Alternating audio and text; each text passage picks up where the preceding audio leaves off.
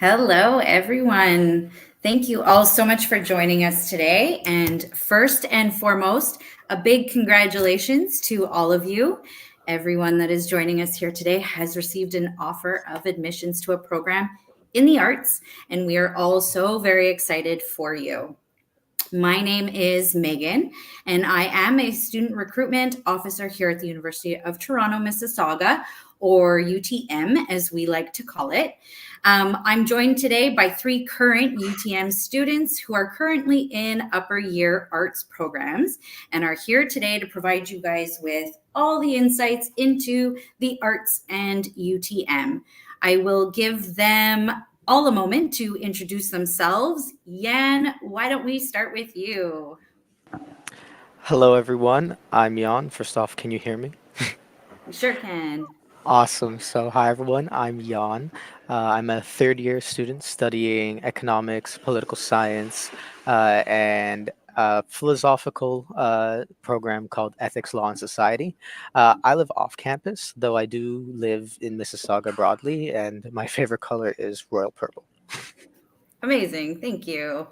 Massimo, why don't you introduce yourself? Absolutely. Hello, everyone. My name is Massimo. I'm a third year professional writing and communication student and doing a double minor in English and creative writing.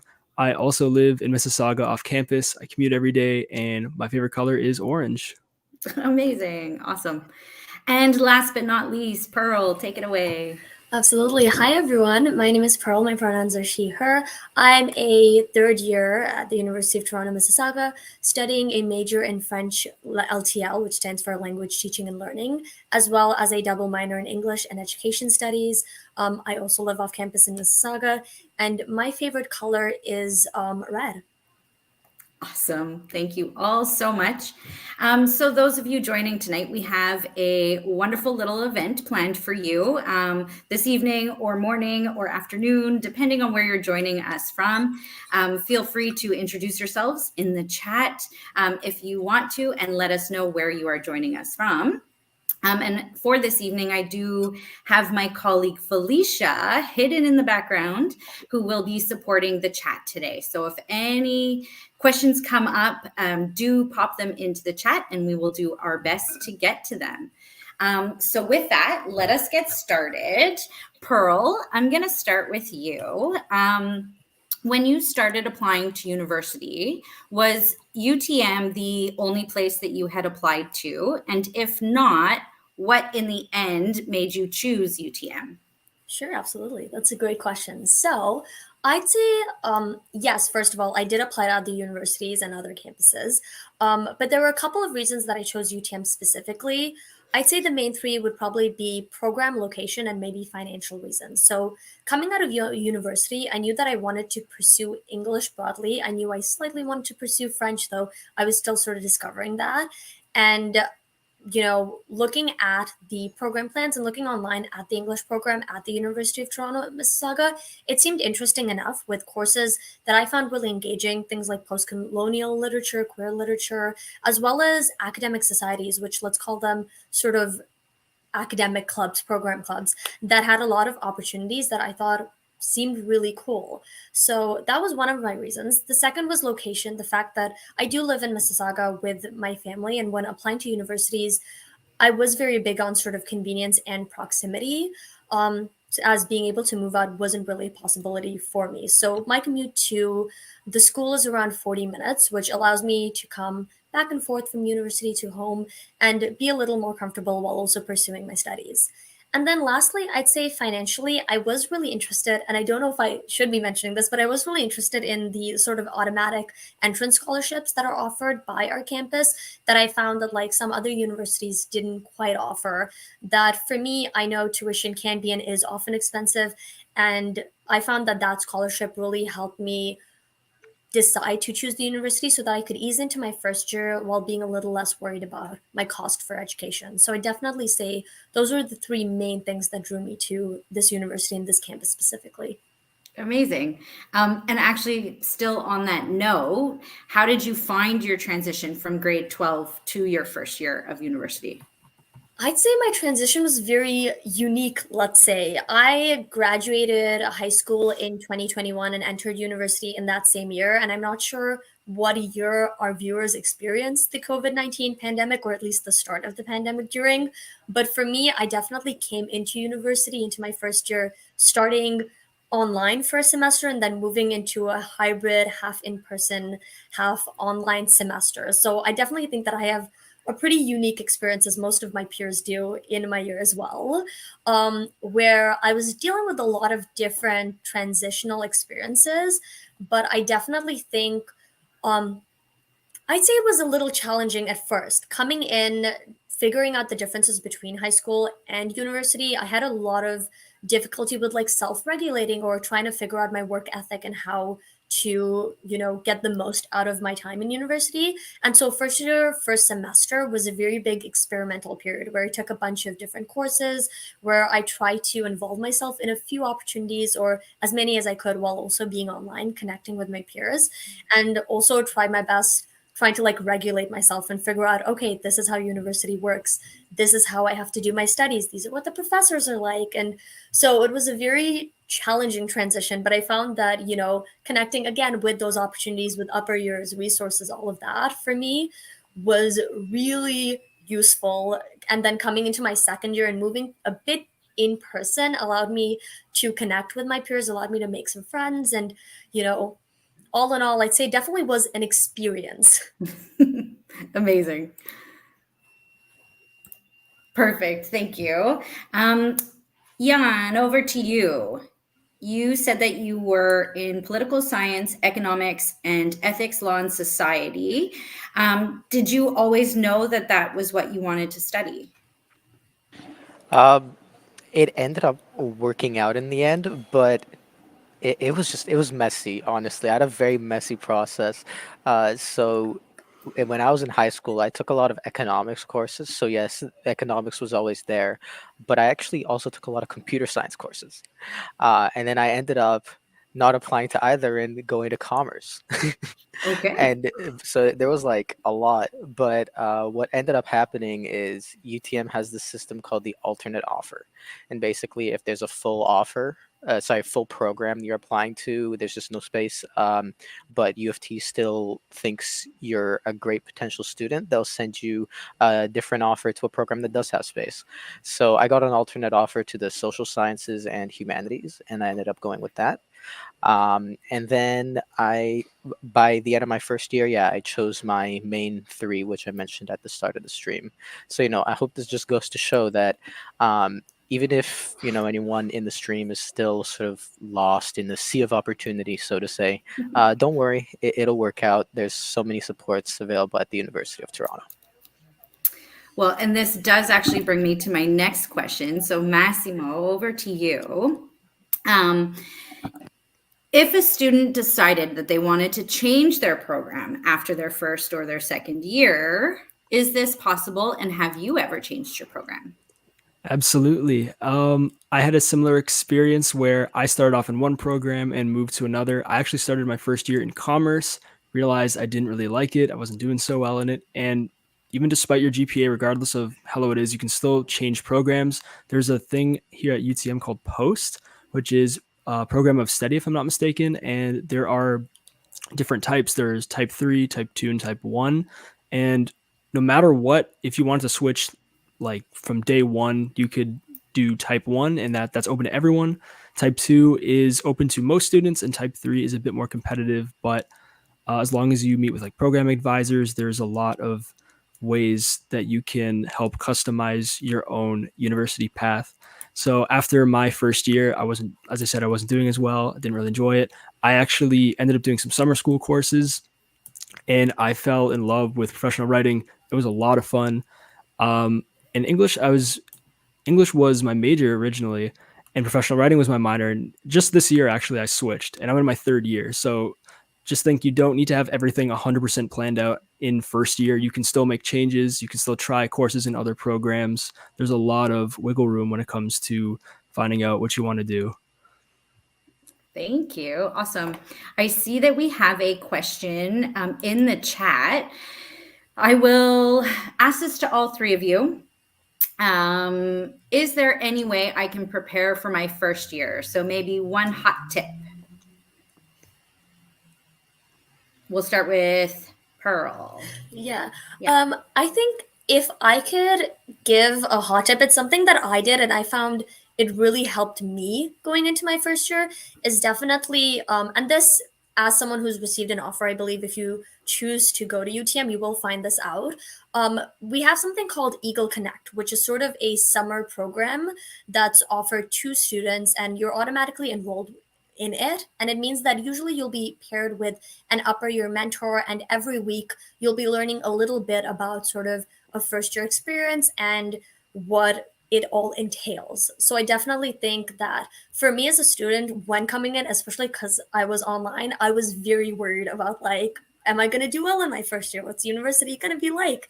And I definitely think that joining that and, joining some of the calls, you'll notice that as it gets closer to starting your first semester off, there'll be more and more different like orientation opportunities, not only to meet new people, make new friends, but also to connect with campus groups and support systems. And so for me, I was the sort of person that did quite a few of those. And I think it definitely helped going into my first year because it meant that even when I was getting overwhelmed, I could reach out and I knew the resources that were there to support me. So my hot tip is definitely take advantage of some of the orientation events and Eagle Connect opportunities that'll show up in your inbox throughout the summer as you ease into the first year. Perfect. Thank you. Massimo, do you have a tip for how someone can prepare for their first year? I would say honestly, just talk to people. Like definitely just start networking and talking to people, be it classmates, professors, whoever. I'd say for first year, if I could go back and tell myself something, I would go and tell myself, go talk to an academic advisor, which is like a guidance counselor essentially, and they help you with a lot of different things regarding how to pick courses because there are lots of options and it's sometimes really hard to choose. It's also kind of confusing because you don't know which courses you need, which courses you don't need, and you're thinking, do I have to do all the first year courses in first year? Or which course do I need for next year? And they really help you out with a lot of the requirements that you might need to fulfill. Awesome. And finally, Jan. Yeah, I think you guys all make great points. I think my piece of advice would be find a balance between things you get involved in and also your academics. This is especially important in your first year because back remembering my first semester, there is a sort of like a transitional phase where I'm sort of getting used to everything. There are some things that, it takes time to get used to. And I think that it is great to get involved. There's also launch Mhm. alongside Eagle Connect. It's done by the Center of Student Engagement. I participated in that, and I made some friends that I still talk to. Or it's great, but also it's great to make sure that you're able to transition to university smoothly, and keep your academics in check. Perfect. Thank you. Thank you, guys. Okay, so moving on to classes. So, Jan, what are your classes like? And are you able to explain the difference between a lecture, tutorial, and a practical? Sure. So my classes are mostly made up of the lectures and tutorial side of things, although U of T, as you mentioned, also does practicals. For me in particular, I'd say my average class size is around 80 to 200. With the more you go into the upper years, the more students get specialized, so the sort of the student count goes down.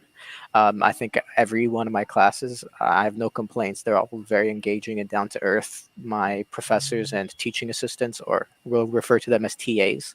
I think that I've never had an experience where my profs and TAs were not approachable. They're all really great people. Um, Now, to get on to more detail about lectures, lectures are basically like your classic style class. You have, especially in earlier years, like a couple hundred students, and you're getting taught the course material by the professor. Of course, maybe they'll take questions, but you're there to learn. Um, Now, for tutorials, tutorials always tend to happen after your lecture, and it's basically classes of up to 20 to 30 students. so small class size, and they're run by the teaching assistants or TAs. And basically, you get a chance with your peers to talk about the course material after the lecture already happened, to clear up any questions. And ahead of midterms and exam season, there's a lot of review going on, so tutorials are extremely beneficial to attend. Also, you get free participation marks in many courses. Now, as for practicals, they're like practical classes. It sort of says it in the name, where a lot of hands-on learning goes on. So, from what I would recall, I think let's take the example of like a drama student. So maybe some of their like rehearsals or something like that would be a practical, because it is hands-on learning and you're actually doing the acting. Or like, I know this is an arts seminar, but a STEM student would have their lab during their seminar. Sorry, practical. So there's a lot of different types of classes, and I hope that clears it out. Great. Thank you so much. I'm going to jump to some other questions that have come in through the chat. So for the CCIT program, Massimo, do you know whether there are any internships or co-op opportunities available? Internships, I do know that there are. Co-op, I'm not sure. I believe the university might be implementing a new co-op thing next year, so the 2024-2025 year, if I'm not mistaken. Yeah, as for internships, that's something you can apply for in fourth year, or as long as you have 13 credits. So to prepare for that, I think as long as you have like a good academic standing, you talk to profs, network, and develop kind of like a portfolio and experience, then you should be good to go. There's a lot of opportunities within CCIT. I'm in PWC, which is professional writing and communication, so it's kind of under that umbrella. Yeah, as for CCIT, regardless of what you're looking for, there's probably a lot of opportunities there. I'm not in that major, but I know some folks who have done that and they really enjoy it. So you could definitely look out for that. Great.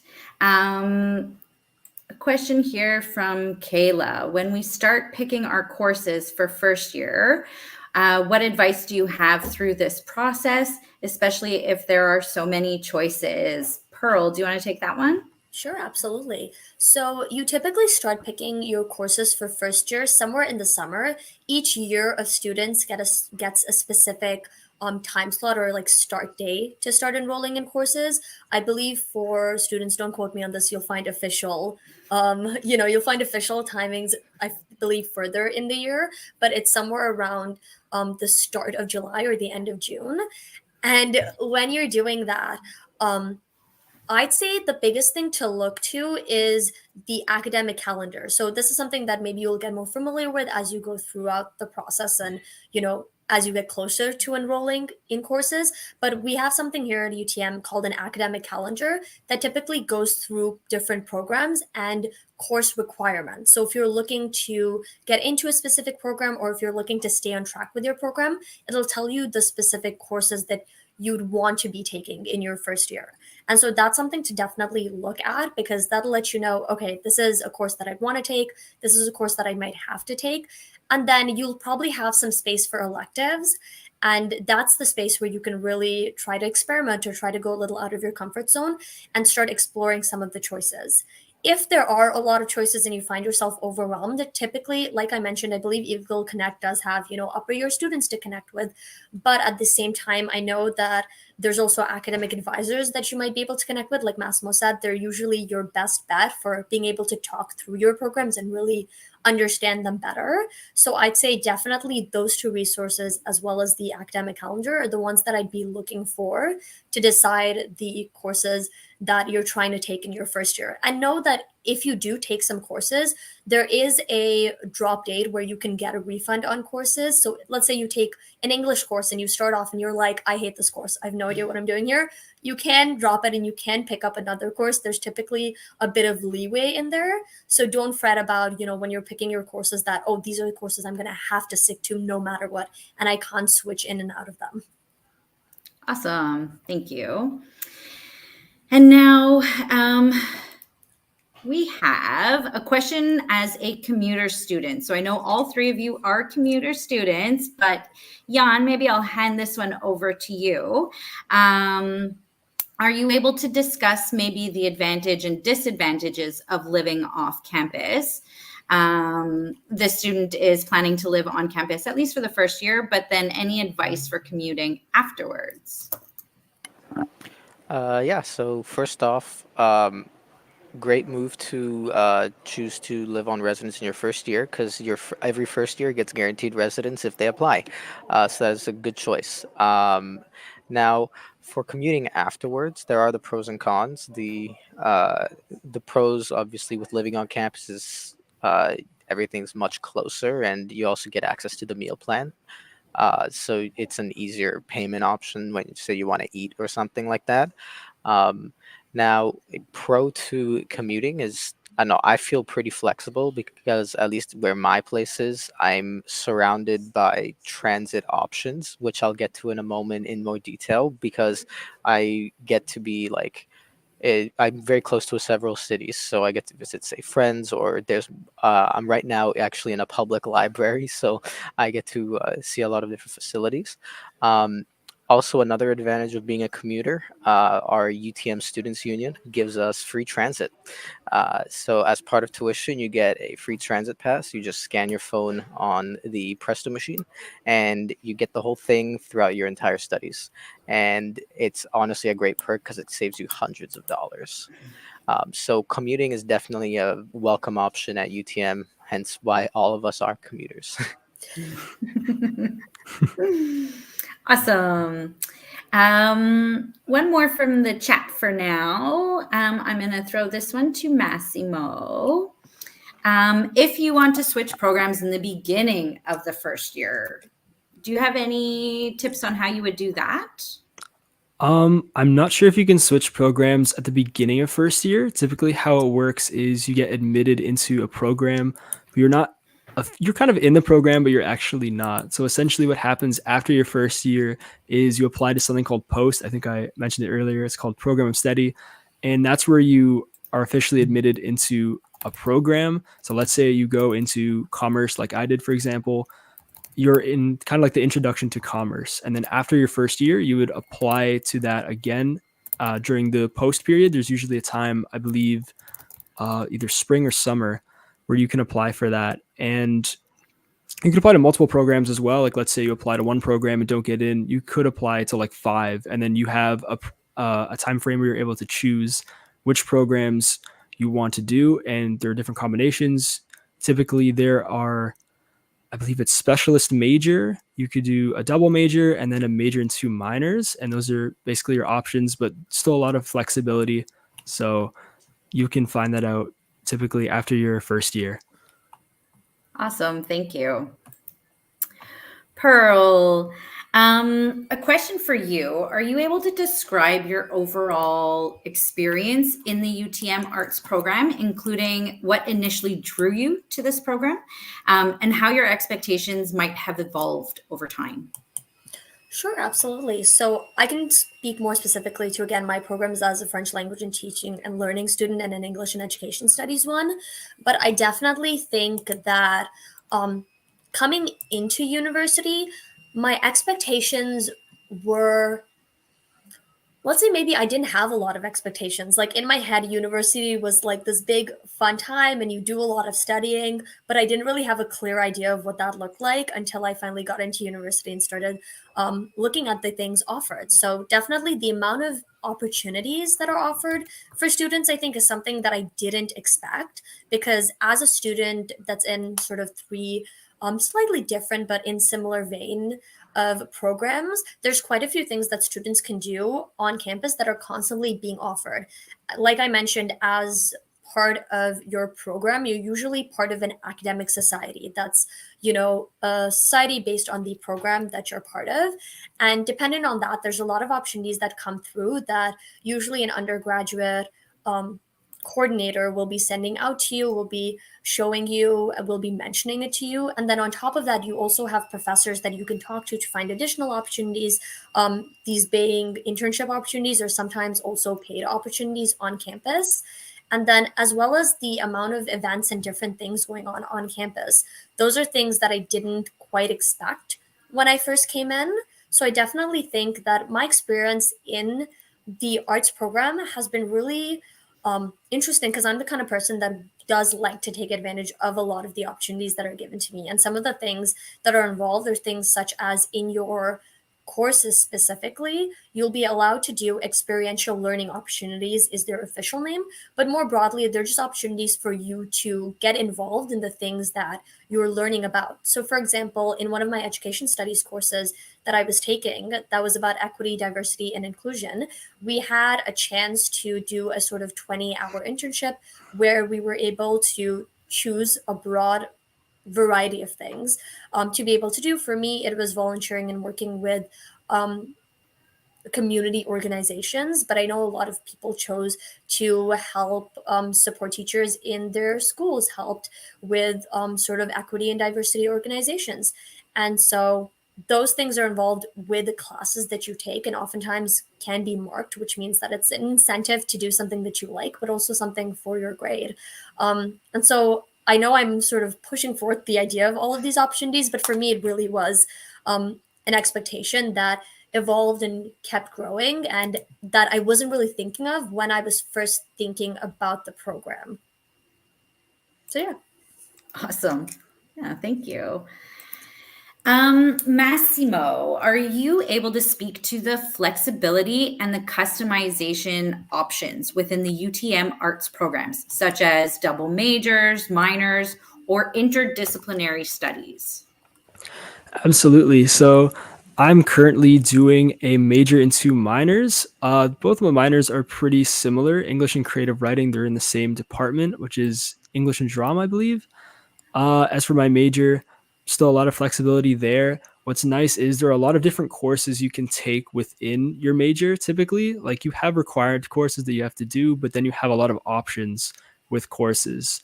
And as for my program, there's a lot of, I'd say, research based and creative based courses. So you could go full research, you could go full creative, you can do, there's also other courses that are called ROPs, and they do count for credit, if I'm not mistaken, as well as internship courses, which I think is a mix of paid and unpaid work. So you can kind of integrate that into the course load that you have.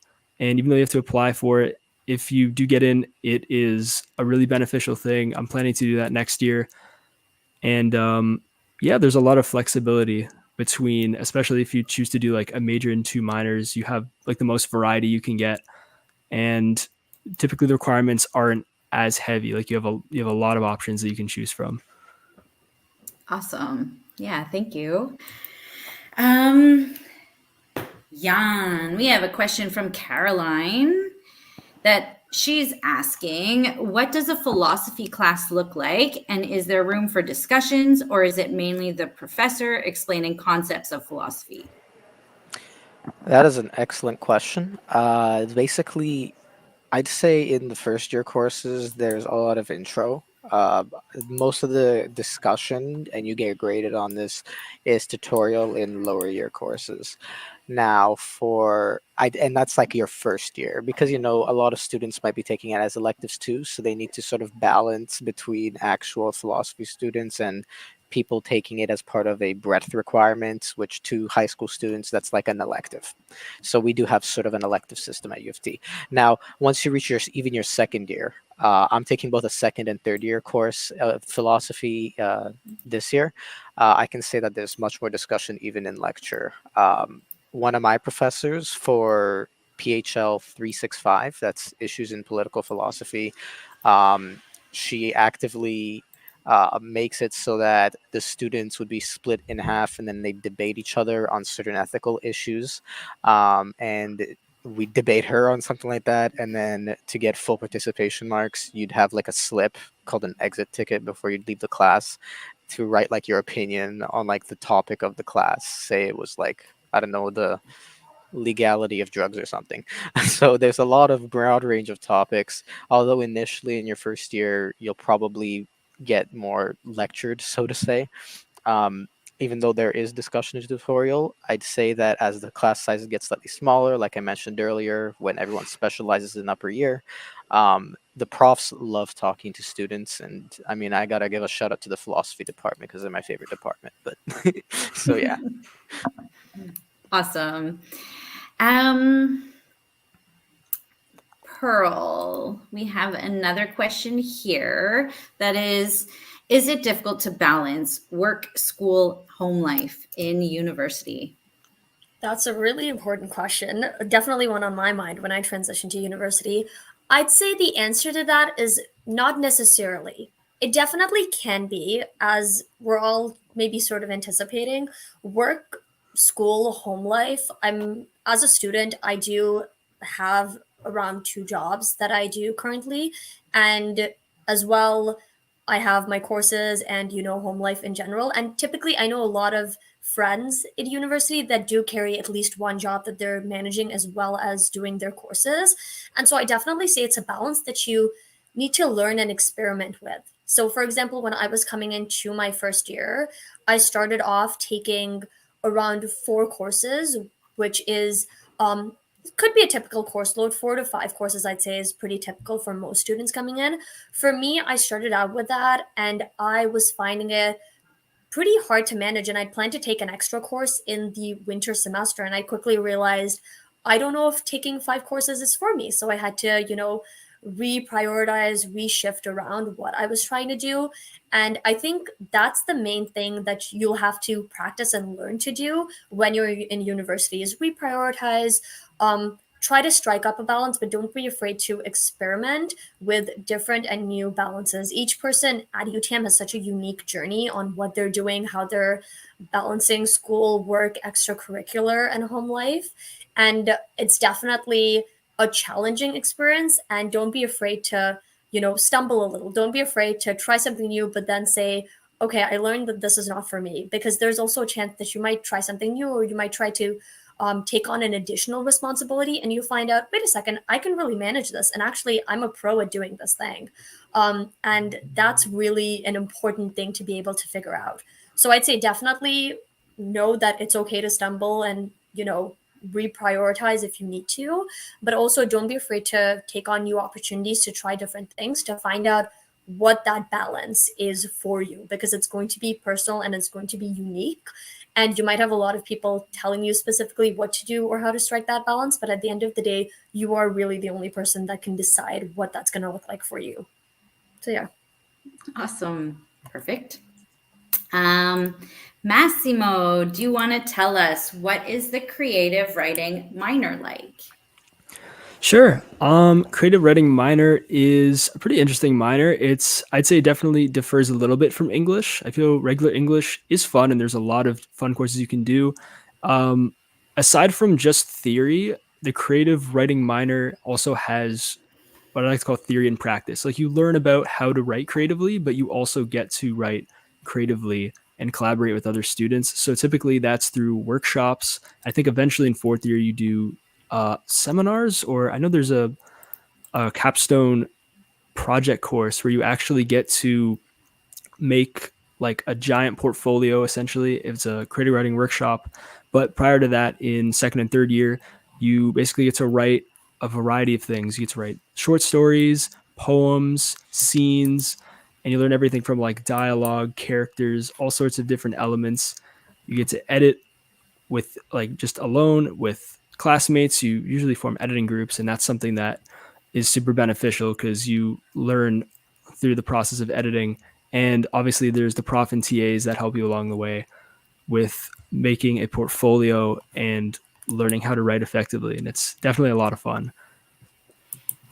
Okay. And then on that same topic, so I know that you're taking a English minor, but we have a question here asking what kind of professions can someone go into after university if they choose to do an English major? But have you thought of that? Have you thought about what you might be able to do with your English minor? Yeah, absolutely. As you can tell by my program selection, I love writing. Regardless if you do English major or English minor, you could go into actual writing and editing. So that could be an entry level position such as copywriting, copy editing, content writing, getting a communications position. You could go further into research if there's a specific literary period or author that you really enjoy and you want to research. There are opportunities for that. And there's a lot of opportunities on campus as well if you wanted to start exploring that, such as writing for the Medium, which is UTM's newspaper. It's something I plan on doing soon, actually. I'm in the process of doing that. And anyone can do it, even if you're not a writing or English major or minor. You could be in literally any program and write and edit for them. So there's a lot of flexibility when it comes to different opportunities with that. Great, thank you. Kayla here has a question. I'll pass it on over to Jan. Did you experience a significant drop in your grades or GPA when transitioning from grade 12 to your first year? No, I think it's a little complicated than that because I think that U of T generally has pretty good supports in terms of academics, whether it be department advisors or academic advisors. um, in general, I think I did all right. However, if that does happen, there are mechanisms in place so that you don't have to panic, so to say. So let's say this happened in one of my economics courses. I didn't do awesome in one of them. And so I did this thing called the second attempt for credit. And you can do up to 2 credits worth of that. Basically, let's say you did a course once, like me, and you messed it up, but you at least passed. What you can do is you can take the course again and then put a form called second attempt for credit. And then once you do better than the last time, it simply replaces the better mark with the bad mark as if nothing happened. So so I guess sort of to directly answer the question, I think that if you sort of keep that balance that I mentioned, you get involved, I think, and you get to know people, but you also make sure that your academics are taken care of as well. I think that is a great way to make sure that the GPA drop doesn't really happen that big. But life happens, and we understand that. And there are a lot of aids that we have to make sure that that doesn't define you. Can I add on to this question, by the way? Please, Because we yes, talked of about second course. attempt credit, and there's something else too that I like bringing up. Because for me, in my first year coming in, I didn't experience a significant drop in my grades in the English program that I was interested in. I was doing quite well there. But one of the things that I decided to do in my first semester was take a history course, and it was completely sort of out of left field for me. But I was like, this sounds interesting. I have the space to do so. Let me take it. And y'all, I really hated that course. And I was doing really terrible in it. Like I was just getting low 60s, and I was like, I do not understand this course. I'm finding it really hard. And again, because it was online, it was harder to make connections with, friends that oftentimes are really a big saving grace in some of your courses to help you understand some material. But one of the things that I ended up doing was putting the course down for a credit, no credit, which is another sort of fail-safe that we have in place at UTM, which means that if you're taking a course that isn't required for your program and you are not doing that great in it and you do not want it to affect your GPA, you can mark it down before the final exam period as a credit, no credit system, which simply means that if you finish the course and you pass it, you will get a credit, but the mark will not be noted on your transcript. And if you don't get a pass in the course, you'll get a no credit, which just means you don't get a credit for that course, but the mark will still not be added to your transcript. And I know sometimes GPAs can be worrying. And so that was something that I did that I was really happy for, because I really did not enjoy that course. And also sometimes courses are just not for you, or it takes a longer time for you to adjust to a course. And, you want to make sure that you're able to do that. But at the same time, like Ian said, we have fail safes in place, we have help in place to support students, even if they do start to struggle or experience that drop in their grades. Yeah, absolutely. Thank you. No worries. Massimo, here's a question for you. Is it more hectic to do a double major or two majors and a minor? And what should a student consider when choosing their combinations? I think regardless of your choice, you should just consider what you want to do, what interests you, and I think, as I said earlier, uh, with how post works and program selection, you can take that out. Like, so for example, if you do a double major and a minor, and you realize the minor is like adding a little too much to double major and you don't need it, you could take it out. And even if the courses are still there, they're still credits, they still add toward like graduation. It's not like they're useless or anything. Everything still adds up. um I would say you could talk to an academic advisor. Typically the program plans work like you could do a specialist major, a double major, or a major and double minor, but there are other combinations you could do. You could do two majors and a minor. I think just consider what interests you the most and maybe put that toward either the specialist or major, because those are typically a little bit heavier and they have more requirements. Minors, not really so much. Those are usually more flexible and there's less requirements. But if that interests you, even later on in like second or third year, you could add it and still get away with doing a lot of the credits later on. It shouldn't really be like that much of a burden. Great, thank you. I have a question here, actually a few questions along the same lines, but how long does it take to adjust to life and to life at UTM and to also make friends? Jan, how about you take this one? So, in regard to the adjustment to life, I'll give a very frank metric. For me, it took around a semester and a half because I just had to go through that midterm season, that exam season, and then in case I forgot, that other midterm season. So it was just, I just had, by then, I think I was truly within I don't want to say grind, but yes, I was within the world of U of T. In terms of making friends, for me, it was a little harder in my first year because I joined literally in the middle of the pandemic, so we were sort of behind the screen in that sense. But I was still able to make them pretty quickly. My economics courses, especially, were they were very big on like collaboration at the time, so through the collaborative settings we were able to make friends online, and then when the lockdowns ended we met up in person, and we're chilling now. But now that everything's in person, um, I think that my circle has definitely expanded pretty quickly. I think that um, let's say like you're in a more writing course, say philosophy, right? And writing tends, at least in my philosophy courses, tends to be more solo assignments. There's still absolutely opportunities where, oh, in tutorial you'll have suggestions where, oh, how about you work together, you proofread each other's work, you get those working relationships going, and if you have things in common, you become friends.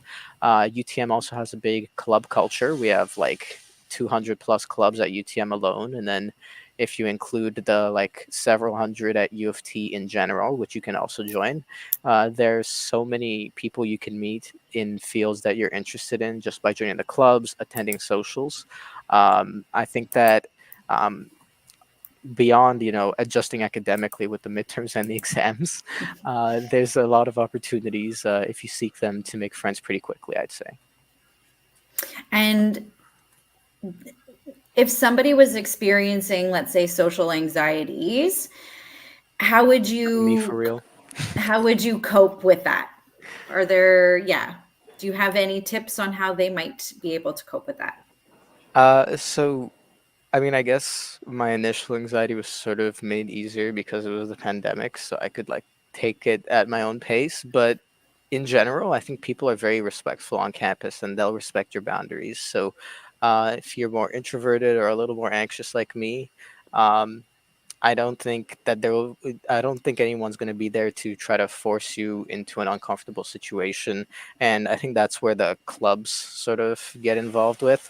I'm personally involved with a club called the UTM Urbanism Club because I love cities, and we have weekly lunches. And so that's just an example of how like-minded individuals can kind of get together. So you're not forced, you don't feel like you're forced and sort of thrust into the big blue world, and now you don't know what to do. So you sort of can choose your setting and be more ready, be less anxious. We also have a variety of mental health supports on campus for people with like diagnosed anxiety and things like that. I think Navi is what it's called, and we got the Health and Counseling Center, the HCC in Davis Level 1. So those are also just general mental health supports that we have at UTM. Great, thank you. Another question here from Caroline. Is U of T as scary and stressful as we hear? Pearl, I can definitely take is this it one. scary? I don't know. I think it will depend on who you ask, maybe. I think some people might definitely give the answer as yes, but I, again, would say, like, not necessarily. There's a lot of opportunity for, at first, it is. Me coming into U of T, it was scary for me, it was stressful, but like Ian said, there's a time frame where that it takes you to get used to life at UTM, get used to making friends, and once you start doing that, it becomes a lot less scary and stressful, because at the end of the day, you are surrounded with a bunch of students that are similar to you, that are going through similar things, that are also trying to get their diplomas, get their degrees, and it really is a sort of like collaborative and community experience where the university is not just this big scary place that's just like looming on top of you. It also is a place where you get to, learn about things that you're interested in, find your passions, make connections, make friends. And so when you start doing all of those things, and when you really start getting more accustomed to life at UTM, I think it will definitely become less scary and stressful. So if you're feeling the nerves, if you're feeling like, oh my gosh, U of T, this is going to be scary, this is going to be really stressful, I don't know what I'm going to do, that's okay. That is a very normal reaction to have as you're coming in and deciding the university that you want to go to. But I will say that, it takes time, like most new experiences. And once you do start getting involved, once you do start, doing the things that you love and finding your place there, it's definitely less scary, less stressful. I definitely wouldn't call it scary anymore. Stressful at times, yes, it is still a school environment. It gets stressful for me, but maybe not as stressful as I would have thought when I first walked in. Great. Just to add on, if I may. Yes, please. All right, so I'd say U of T's pretty chill, and then there's exam season, and that's when it's the scariest. And however, I'd say we have this department called the Robert Gillespie Academic Skills Center. They're good for all fields of study, arts, science, social science. Everyone's welcome.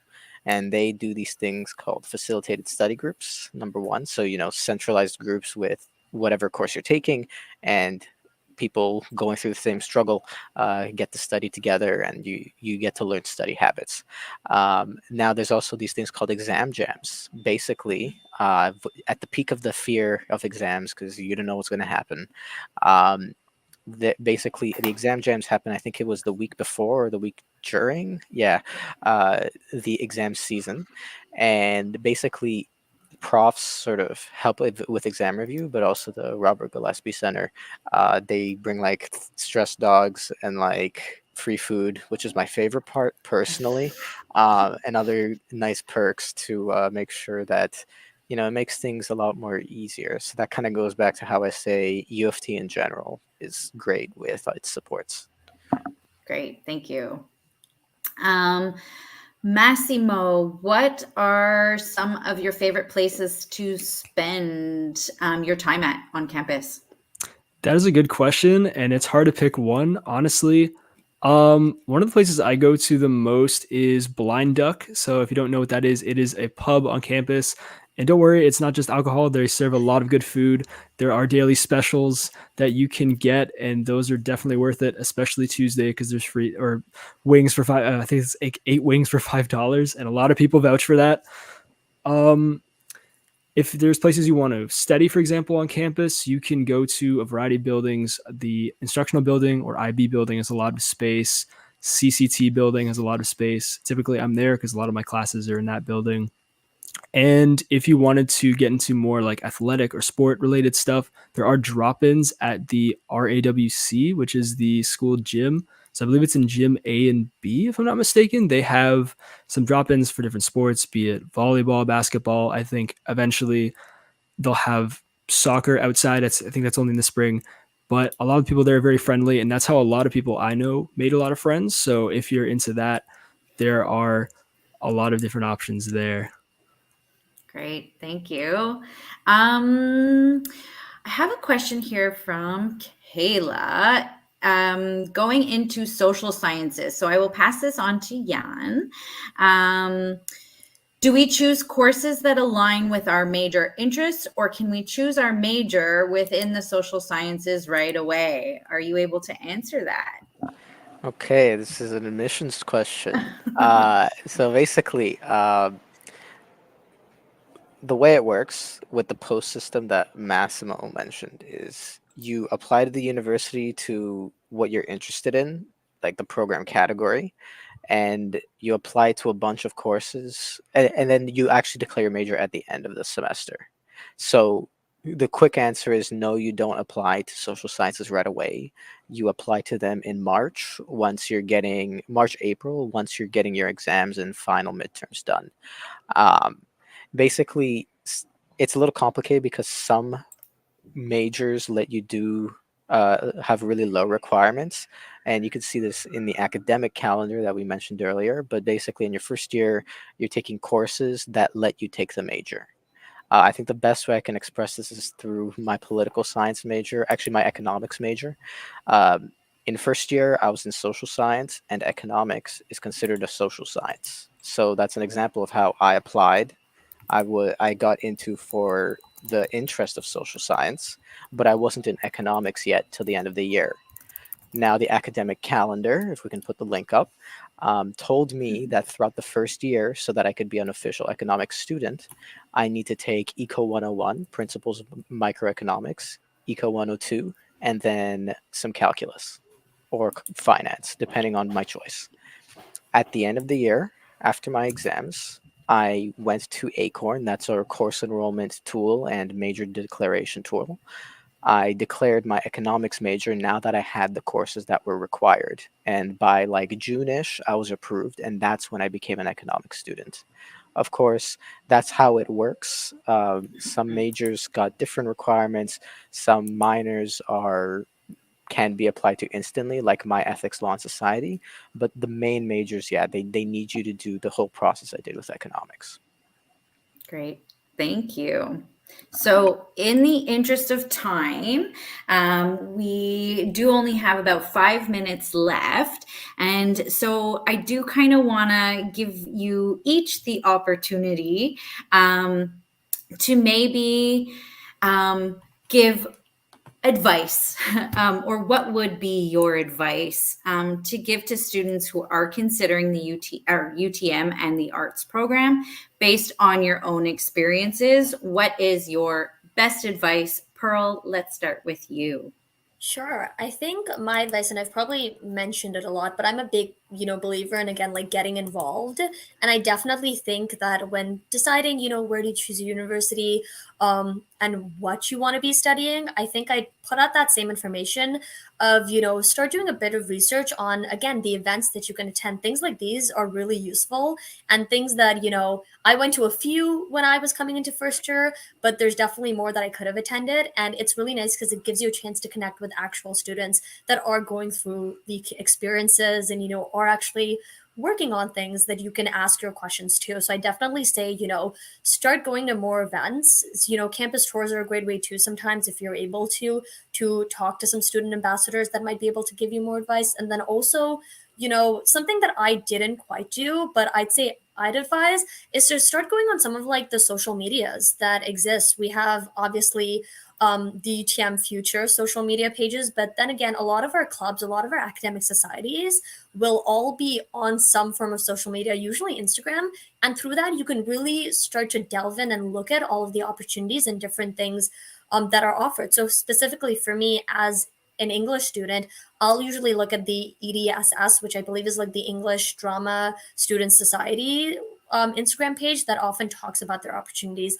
Or I'll look at the EFUTM, which is the French Students Association that hosts events, or the Education Studies Teacher Education Student Association. There are so many different things that you can look at to really get a broader depth than just like, oh, this is the program, this is what it's called, okay, I have to make my decision. So definitely that would be my big advice. Awesome. Thank you, Pearl. Jan, any final words? What advice would you give? Yeah, so my main piece of advice would be to keep your eyes open to potential opportunities and work smart. I believe that the art and social sciences fields are fields that can sort of punch above their weight. If you get involved on campus and have a positive attitude, I think that things can go very well. Um, Hi, everyone. My apologies. and the library's telling me to leave. Be 1 there in a second. minute. Oh, good. I just wanted to finish off by saying I think this field of study can be a very fulfilling choice in both your academic career and later on in your professional life after you graduate. Thank you. Thank you so much. Massimo, I will give you the final word. Any advice that you would give? Yeah, my final advice would be definitely get involved anywhere and wherever you can. I'd especially say clubs and, as Pearl said, academic societies. Those are a great way to find opportunities, meet friends, and connect with people. Even a lot of events. I think someone earlier mentioned Exam Jam. That's something that you don't need to be like a member of any specific club to join. There are tons of clubs, especially if you go at the beginning of the year. There's a lot of clubs tabling, so they're kind of outreaching and promoting their clubs and events and activities. That's a great way to explore a lot of different stuff on campus.